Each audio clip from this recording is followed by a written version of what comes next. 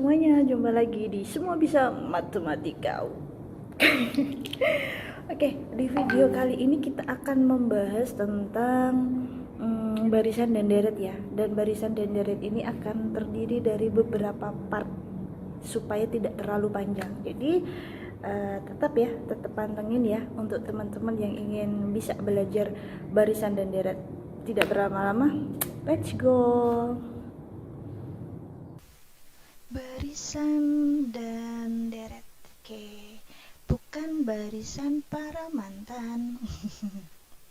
Untuk video kali ini kita akan belajar mengenai pola bilangan terlebih dahulu. Pola bilangan. Nah, pola bilangan. Mungkin dari teman-teman semua sudah pernah merasakan psikotes ya. Psikotes ke sekolah atau psikotes ke mana? Mungkin pernah coba-coba untuk psikotes juga. Nah, teman-teman pasti pernah menemukan beberapa jenis bilangan. Contohnya seperti ini.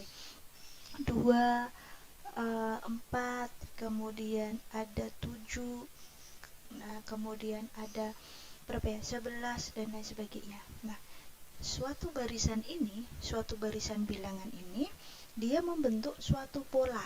Kira-kira polanya apa, teman-teman? Pintar. Polanya adalah 2 ke 4 itu kita tambah 2, 4 ke 7 kita tambah 3, 7 ke 11 kita tambah 4, otomatis untuk melengkapi titik-titik adalah ditambah 5 menjadi 16. Nah, itu membuat suatu pola tersendiri, ya kan?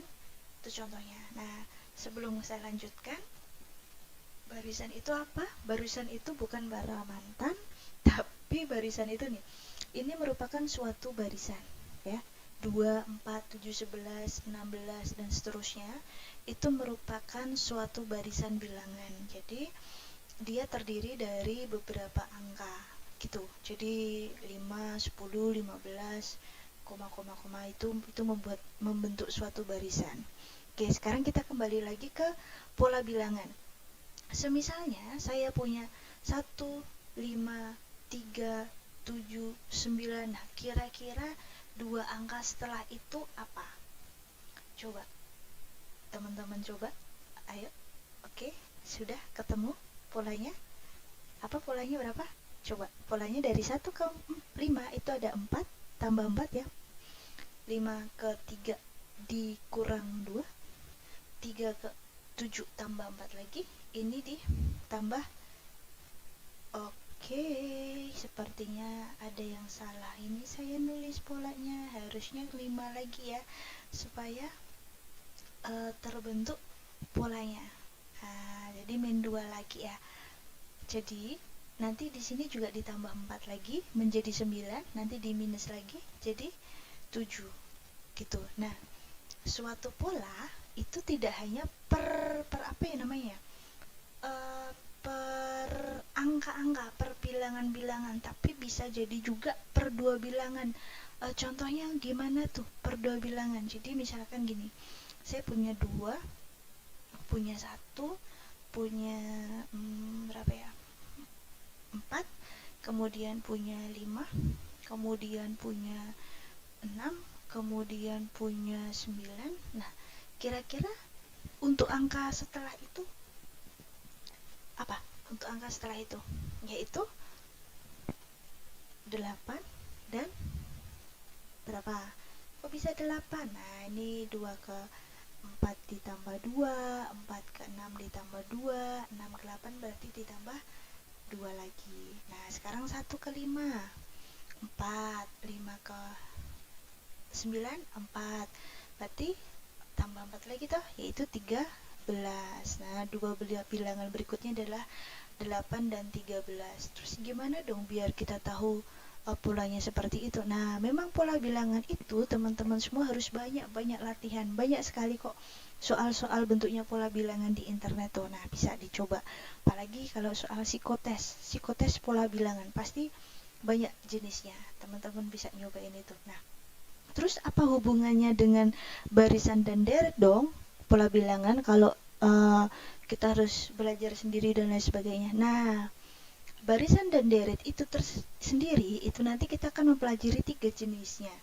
Yang pertama aritmatika, kemudian ada geometri, dan yang terakhir ada geometri tak hingga, deret geometri, geometri tak hingga. Nah, apa hubungannya dengan pola bilangan? Sebuah barisan dan deret aritmatika, geometri maupun tak hingga itu juga membentuk pola. Hanya bedanya begini, untuk pola bilangan memang secara random. Maksudnya random gimana? Kadang plus 2 plus 2 plus 2 plus 2, min 3 min 3 min 3, kadang seperti tadi tuh plus 4 min 2 plus 4 min 2, kadang dilompatin per 2 angka, kadang dilompatin per 3 angka, tapi tetap membentuk pola. Nah, kalau aritmatika, geometri, dan deret tak hingga itu tidak seperti itu. Polanya konstan nanti ya, tetap atau konstan. Nah, sebelum lanjut ke sana, saya lanjutkan dulu untuk pola bilangan yang dalam bentuknya UN ya, dalam bentuk UN. Pola bilangan suku ke N. Nah, atau kita sebutnya UN. Nah, ini bagaimana sih maksudnya? Jadi di suatu barisan tadi, barisan para bilangan ya, barisan para mantan. Oke, itu ada yang namanya U1, U2, U3, U4 sampai UN. Nah, apa sih lucu. Nah, apa itu adalah suku-suku suatu bilangan. Jadi seperti tadi ya, ada contoh yang 5, 3. Nah, seperti yang ke atas tadi ini namanya suku pertama, suku kedua, suku ketiga, suku keempat, suku kelima, dan seterusnya. Nah, itu disingkatnya suku ke, itu adalah U. Suku ke N, artinya ya suku keberapa, N-nya misalkan 5, berarti suku kelima, seperti itu ya. Nah, U1 ini disebut suku pertama, atau biasa kita singkat dengan A. Untuk U2 berarti suku kedua, dan seterusnya. Contohnya, tentukan 3 suku pertama, 3 suku pertama dari UN sama dengan 2N tambah 4. Nah, misalkan disuruh mencari 3 suku pertama. 3 suku pertama berarti apa? U1, U2, dan U3. Berarti kita harus mencari U1, U2, dan U3. Ternyata di dalam soal kan sudah ada rumus umumnya yang dikasih. Jadi rumus ini bukan tidak wajib, tapi bukan suatu rumus yang pasti rumusnya kayak gini. Enggak, tergantung dari soalnya. Kecuali nanti aritmatika geometri ya, itu sudah ada rumusnya tersendiri si UN. Nah, kalau ini enggak. Berarti karena kita tahu di soal adalah UN sama dengan 2N tambah 1 tambah 4, kalau U1 artinya N-nya kita ganti dengan 1. Good, berarti 2, N-nya kita ganti dengan 1. Menjadi apa? 2 tambah 4, 6. Begitu juga dengan ini, N-nya kita ganti 2. Tambah 4, 4 tambah 4 yaitu 8. Kemudian yang ketiga U3, N-nya kita ganti 3 menjadi 4 ya. Hasil akhirnya baru 10. Hasil akhirnya baru 10. Oke. Jadinya 3 suku pertamanya ya 6, 8, 10. 3 suku pertama. Gitu, oke? Kemudian kalau misalkan dari suatu bilangan pola barisan ini dicari rumusnya. Nah, rumus suku ke N-nya berapa? Gitu. Berarti kita harus mencari UN-nya ya. Nah, kalau di dalam aritmatika dan geometri nantinya ingat akan ada rumusnya tersendiri yang sudah pasti ya, rumus pasti ya. Kalau ini kan belum ada. Nah, gimana cara carinya? Nah, kita lihat 2 ke 5 itu kan ditambah 3 tambah 3 tambah 3. Nah, kira-kira U1-nya kita tahu 2, U2-nya kita tahu 5. Kira-kira nih 3 diapakan, nah ketemulah si 2 itu.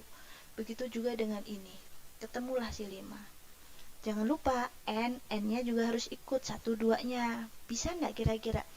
Oh, kalau misalkan dikali n ada lagi tuh U38 dikali n. Oh, bisa ternyata dengan dikurangi 1, nemulah hasilnya. Berarti UN-nya adalah 3n min 1. Itu contohnya. Semoga paham ya untuk teman-teman semua.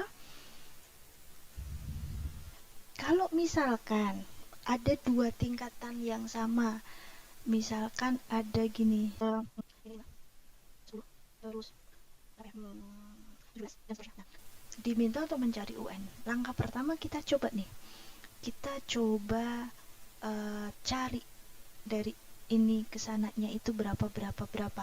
Ternyata di sini plus 3, plus 5, di sini plus 7.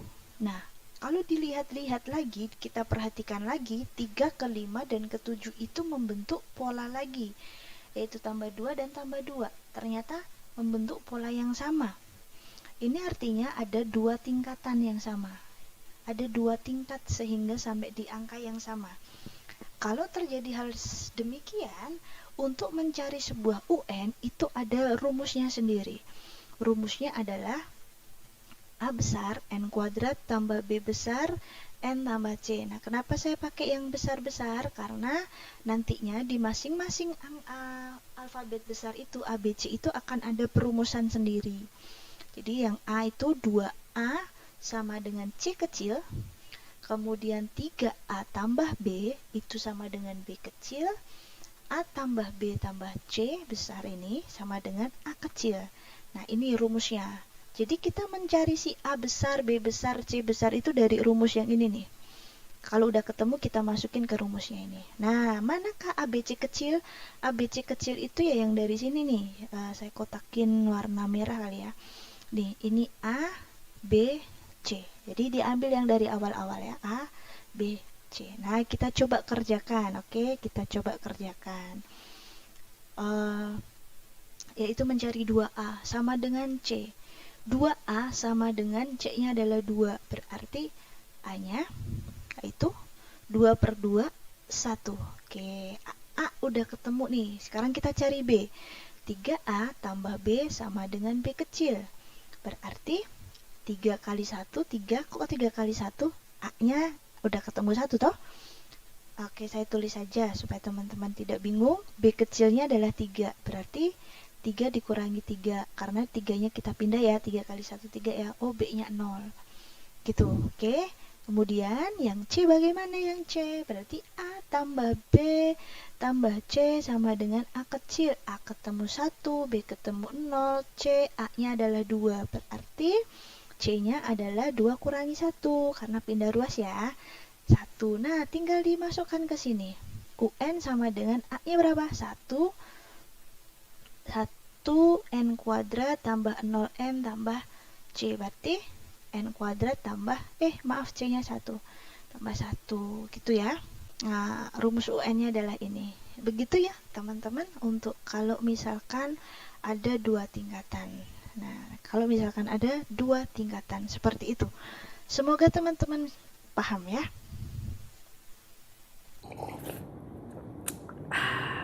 Istirahat dulu ya, next video untuk aritmatika. Oke? Bye-bye.